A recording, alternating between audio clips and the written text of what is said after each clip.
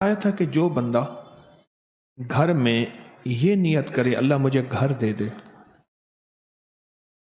مجھے گھر دے دے، میں اس میں مصلی بناؤں گا نماز کے لیے۔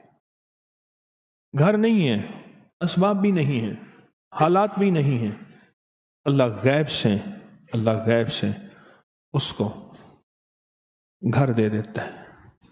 وہ صاحب کہنے لگے کہ میں نے یہ نیت کی کہ اللہ مجھے گھر دے، میں اس میں ایک جگہ چھوٹی سی 2-3 جائے نمازوں کی، 4 جائے نمازوں کی، اس کو میں مختص کر دوں گا، مخصوص کر دوں گا کہ میں نے یہاں مصلی بنانا ہے۔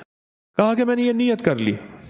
اس نیت پہ رب کا نظام دیکھیں، اس نیت پہ رب کا نظام دیکھیں۔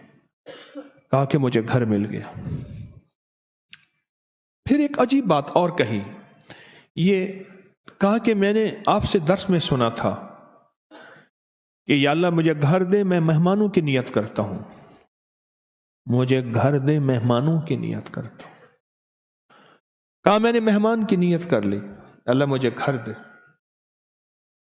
اور میرے پاس کوئی اسباب نہیں تھے۔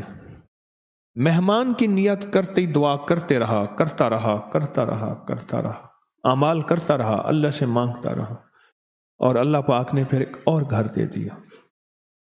فرمایا کہ ہر گھر قیامت کے دن پوچھا جائے گا، مگر وہ گھر، وہ تعمیر جو مہمان کی نیت سے ہو۔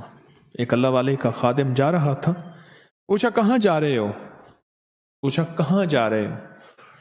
تو عرض کیا حضرت گھر کا سامان لینے جا رہا ہوں۔ میں کیوں جا رہے ہو؟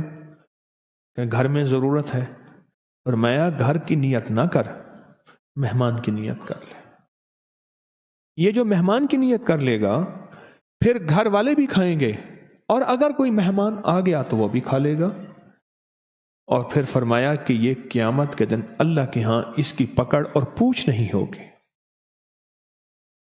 پھر ایک اور نے ایک بات بتائی، میں یہ چھوٹے چھوٹے عطا کے بہانے بتا رہا ہوں اس کریم کے، اس کے دینے کے بہانے ہیں کہ بندہ ایسے تھوڑی سی نیت کر لے، تھوڑا سا خیال کر لے، تھوڑا سا گمان کر لے، تھوڑی سی نیت کر لے۔ اب ایک اور سن لے۔ کہا کہ میں نے وضو کی دعا پڑھی، اللہم اغفر لی ذنبی ووسع لی فی داری وبارک لی فی رزقی، بس یہ دعا پڑھ لی، اور اس دعا کو پڑھتا رہا۔ اللہ پاک نے غیب کے خزانے سے مجھے وسیع گھر عطا فرمایا۔